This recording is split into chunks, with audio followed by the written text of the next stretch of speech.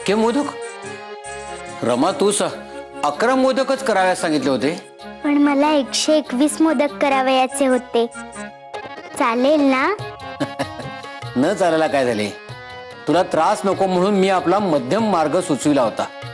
आता तू हट्टाने केलेस, चांगलेच आहे. सुमन काकूंनी आणि सगुणाताईंनी मदत केली म्हणून जमले मला. पण मोदक बांधण्याचे मुख्य काम तर रमेनेच केलंय. असो, झाले ते उत्तमच झाले. बरं, आता नैवेद्यासाठी थांबलो तो. दाखवायचा का नैवेद्य? हो. मी काय म्हणते बाळम भटजी, एकदा मोजून घेऊयात का मोदक, मग दाखवूया नैवेद्य. मी मोजले स्वतः, 121 आहेत. अहो पण सोमन काकू, देवाचा नैवेद्य येतो, एकदा घेतला परखून तर काय बिघडते का? नाही, सुभद्रा वहिनी म्हणतायत ते बरोबर आहे. जे देवाला द्यायचे ते निरखून पारखून घेतलेले बरे. मी मोजून बघतो.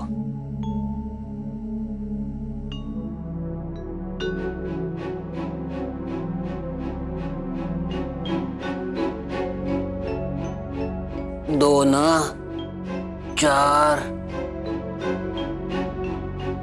6.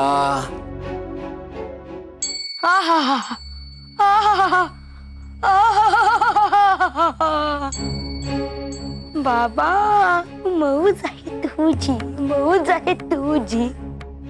अशा या रम्य रम्य ठिकाणी मी हे मोदक फस्त करणार आहे. मला आवडतात उकडीचे मोदक. फस्त करणार, फस्त करणार. थांब बाबा.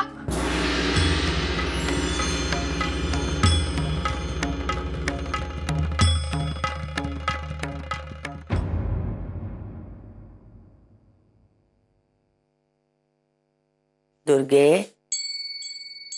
आजी, मला वाटलं तुमचा डोळा लागलाय. तुम्ही बोलावले होते मला? ये, बैस अशी, बैस.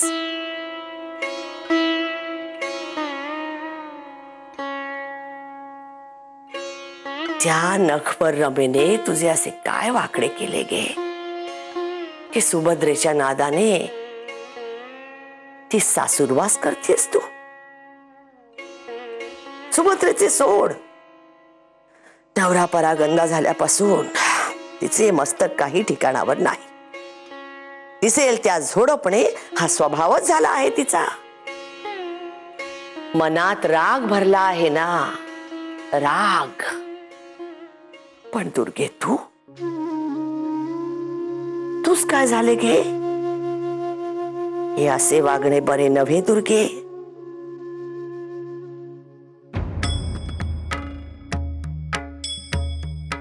माझ्या मनात राग भरलेला नाही हे कोणी सांगितले तुम्हास? वहिनी, अहो का टिपे घालताय? वंस, मी असा कसा हो दिला दागिन्यांचा डबा?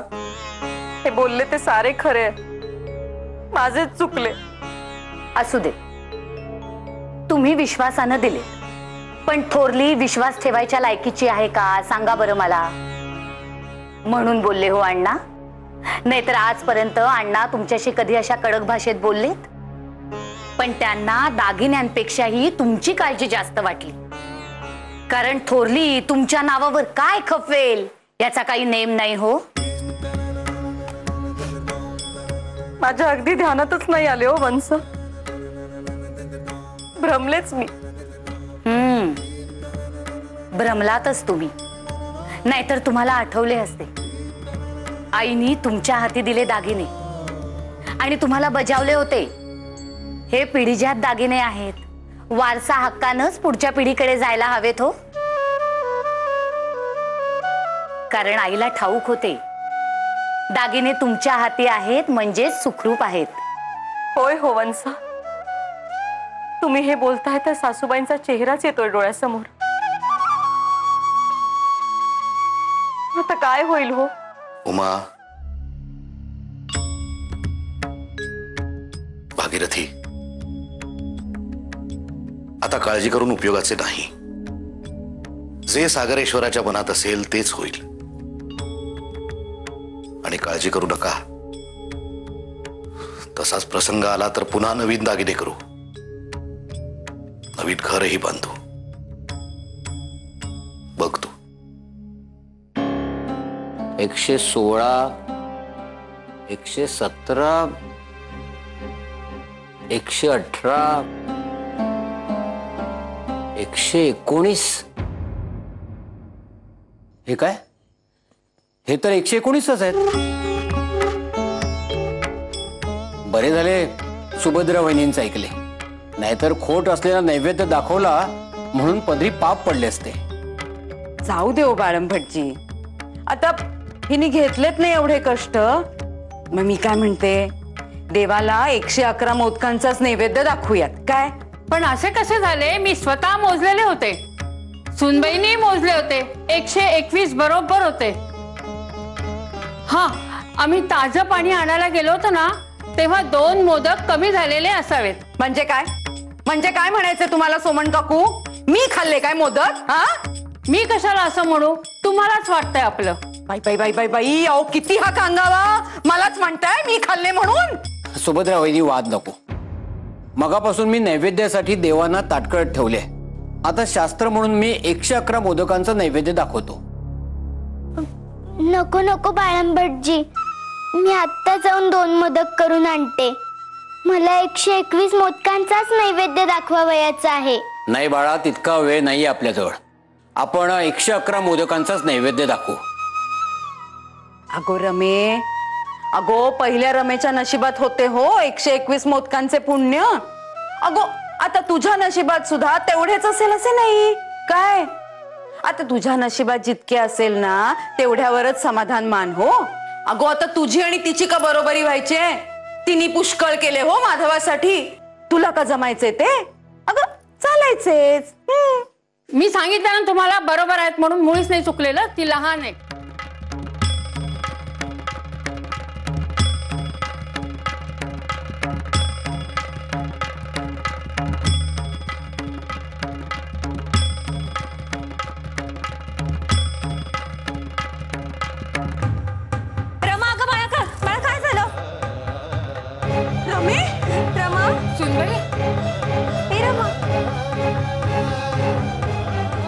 बरे भांडारकर, मागे आम्ही आपल्याशी ज्योतिराव फुलांच्या बालहत्या प्रतिबंधक गृहाविषयी बोललो होतो. होय, काय झाले त्याचे? ज्योतिरावांच्या बद्दल आमच्या मनात फारच मोठा आदर निर्माण झाला आहे. त्यांनी ज्या धैर्याने आणि निर्भयतेने बालहत्या प्रतिबंधक गृह स्वतःचे घरातच सुरू केले आहे, त्याच धर्तीवर आपणही काहीतरी करावे असे आमच्या मनाने पक्के केले आहे. आणि या संबंधात लालशंकर उमियाशंकर यांच्याशी आम्ही चर्चाही सुरू केली आहे. विधवांची असहाय्य स्थिती आणि त्यांचे नीरस जगणे लक्षात घेऊन बालहत्या प्रतिबंधक गृहासारखी घरगुती संस्था त्यांनी सुरू केली. गुप्तपणे प्रसूतीसाठी येऊन मूल तेथेच ठेवून जावे अशी फसगत झालेल्या विधवांची सोयही त्यामुळे झाली. विधवा विवाहाचा पाठपुरावा करून आपल्याच पुण्यात केणवी समाजातील पहिला पुनर्विवाहही घडवून आणला. हे फार मोठे कार्य झाले. होय, या बाबतीत आपण ज्योतिरावांच्या अनुभवांमधून बरेच काही शिकू शकतो.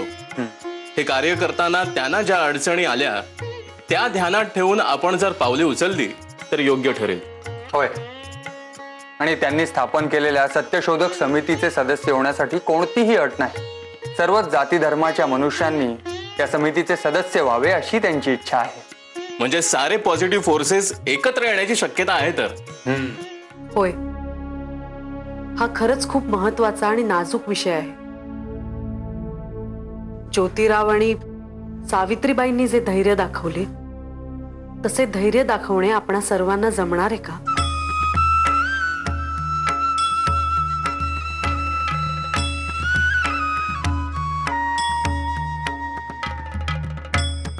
रमाबाई, सुनबाई, रमा, सुनबाई जाग्या. रमाबाई, सुनबाई, रमाबाई, सुनबाई, रमा, रमाबाई उठा. रमे, सुनबाई. अगं बाळंभटजी, बाळंभटजी,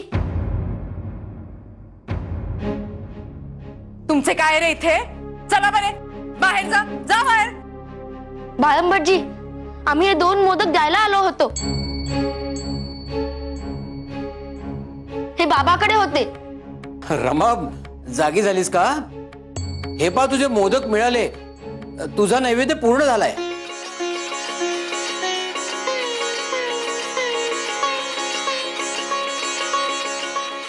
खरेच? हो, बाबाजवळ होते.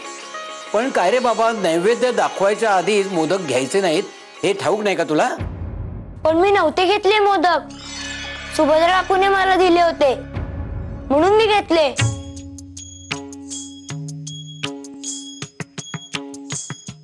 बाई बाई बाई बाई बाई बाई, अहो काय म्हणायचं याला? सगळे ना अगदी एकमेकाला बरोबर सामील आहे तिथे. आधी हरवल्यासारखे करायचे, मग सापडल्यासारखे करायचे. छान. आम्हाला या घरातून घालवण्यासाठी काय काय करतील ना याचा काही नेम सांगता येत नाही हो. चांगले चालले हो, सगळे अगदी एका माळेचे मणी आहेत नुसते.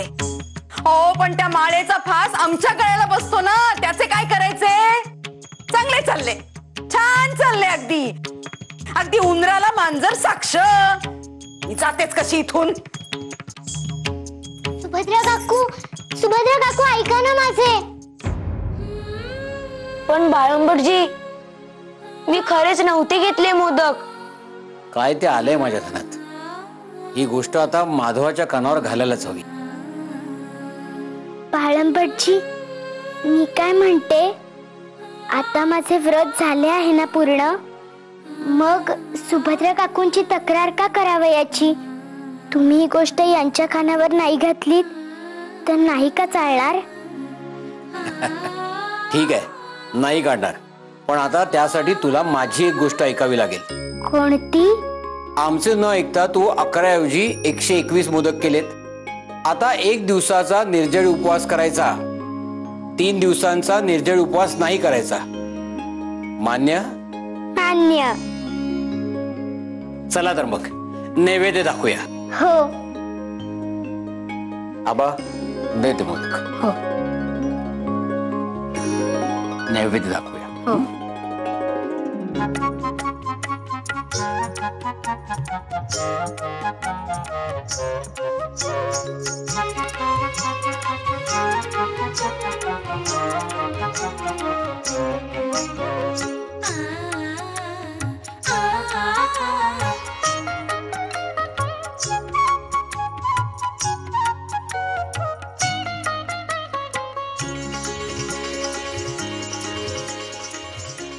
रूप पाहता लोचनी सुख झाले हो साजनी, तो हा माधव बरवा.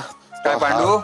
अरे दाखले मला दप्तर दे, दप्तर दे. घ्या, दप्तर घ्या. पण आज नक्कीच खुशीचे काहीतरी कारण असणार जी. कारण रोज प्रमाणे बग्गीचा आवाज ऐकून आपण दप्तर घ्यावयास आला नाहीत. नाही, क्षमा सवी, चुकलोच मी. पण काय झालं, कारण बी तसंच आहे ना खुश असायला. खासाचे कारण काय झालं, रमा वहिनीने आज निर्जळी उपवास धरलाय ना. निर्जळी उपवास? रमांनी? जी. काय झालं, रमा वहिनींनी नारूला आणि सोमन काकूला हाताशी धरलं आणि गणपती बाप्पा करता 121 उकडीचे मोदक केले स्वतः. आणि त्याच्यामध्ये पण एक गोष्ट झाली मोदकाची खास. काय झालं, रमा वहिनींनी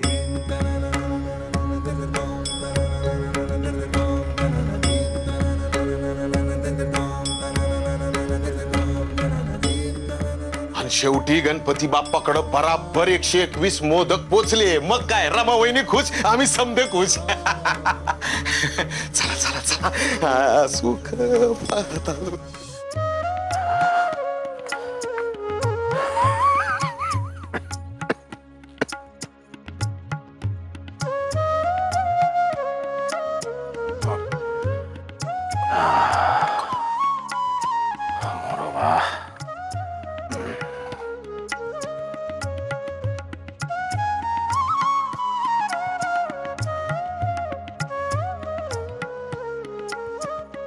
कसे वाटते आहे आता? बरे वाटते आहे. थोडेसे विसावलो ते बरेच केले. तरुणपणामध्ये हेच अंतर आम्ही घोड्यावरून बसून याच्या निम्म्या वेळात पार करत असो. गेले ते दिवस. काही म्हणा, पण माई, तुम्ही साथीला होतात म्हणून हा सगळा आयुष्याचा प्रवास सुखरूप झाला. सुखाचा झाला, नाहीतर आमचा संतापी स्वभाव आतताईपणा आम्हास कुठे घेऊन गेला असता कोण जाणे. असो, 40 गेले आणि 4 राहिले. अहो असे का बोलता आहात? नाही म्हणजे ते कर्ट झाले इतकेच, पण बाकी आपली तब्येत उत्तम आहे. शिवाय आम्हा सगळ्यांचे आणि नात्यातल्या कित्येकांचे आधार आहात आपण. पुन्हा असे काही बोललात तर फार वाईट वाटेल आमच्या मनास. आपल्यास काय, आपले माणूस कायम हवेच असते, म्हणून ते कायम राहते थोडेच. जो जीव जन्माला आला त्यास एक ना एक दिवस जावयाचेच आहे. काय झाले आहे तुम्हास? पुन्हा तेच बोलता आहात. नमस्कार, मी बळवंत नेने, रामदीक्षित आपटे, मुख्य शास्त्री यांचा प्रमुख शिष्य. मी शास्त्री बुवांचे आज या गावात व्याख्यान आहे, त्याकरिता आम्ही सारे धर्मशाळेत उतरलो आहोत. तेथे आम्हाला कळले की आपण न्यायमूर्तींचे तीर्थरूप असून पुणे मुक्कामी जातात. त्यात असंही कळलं की आपण पक्के सनातनी आहात, म्हणून हुरूप वाटून आपली भेट घ्यावास आलो. असे होय? नाही, आपण सर्वांस पाहून आमचा समज असा झाला की असो, आम्ही संघर्षासाठी सदैव तयार असतो. कट्टर सनातनी आहोत आम्ही. बरं, आम्हास भेटण्याचे प्रयोजन? आपल्याविषयी नितांत आदर वाटला म्हणून आपली भेट घेतली, पण प्रयोजन मात्र आपल्या चिरंजीवांशीच निगडीत आहे. म्हणजे आपले चिरंजीव माधवराव रानडे सध्या नवविचार उधळण्यासाठीच प्रसिद्ध पावलेले आहेत. विधवांचे पुनर्विवाह काय, मिश्र विवाह काय, स्त्रियांचे शिक्षण काय, जाती निर्मूलन काय, इंग्रजांचे तर जणू गुलामच आहेत ते. त्यातून तुमचा हा मुलगा माधव उघड उघड धर्म बुडवण्यासाठीच निघालाय. हो, म्हणजे काय केले काय त्याने जे तुम्हास ठाऊक आहे आणि आम्हास नाही? काय केले? त्या दयानंद सरस्वती नामक पाखंडी माणसास पुण्यात पाचारण केल्या व्याख्याने देण्यासाठी, आणि हे सगळं केलं त्या नवमतवाद्यांनी. आणि त्यांचे पुढारी कोण? तर तुमचे चिरंजीव. दयानंद सरस्वती कोण आहे? स्वतः धर्मसुधारक म्हणवणारा लबाड माणूस. तेव्हा सांगा तुमच्या माधवास त्याच्या नादी लागू नको, नाहीतर आम्हाला जहाल मार्ग अवलंबावा लागेल. रामदीक्षित आपटे मुख्य शास्त्री यांचा निरोपाय म्हणावे. बघा, आम्ही आमच्या परीने वेळोवेळी त्या समजावीत असतोच, पण नाही आणि भिण नाही. जर तुम्ही माधवास रोखले नाही तर एके दिवशी तुमच्या घरात शिरू आणि तुमच्या विधवा मुलीस भार खेचून तिचे लग्न एखाद्या गाढवाशी लावून देऊ. हे लक्षात ठेवा. अहो, काय बोलताय काय तुम्ही? तुमच्या बोलण्यास काही मर्यादा? कुठला विषय कुठे नेऊन भिडवताय तुम्ही? आमची कार्यपद्धती अशीच आहे. रामदीक्षित आपटे मुख्य शास्त्री यांचे चेले आहोत आम्ही, आणि आम्ही जर तुम्हाला इतके भारी वाटत असू तर आमचे मुख्य शास्त्री काय गजब करू शकतील याची कल्पना करा आणि शाणे व्हा.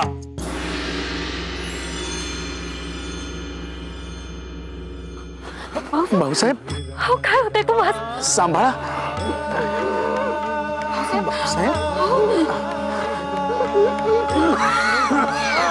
सांभाळा भाऊसाहेब.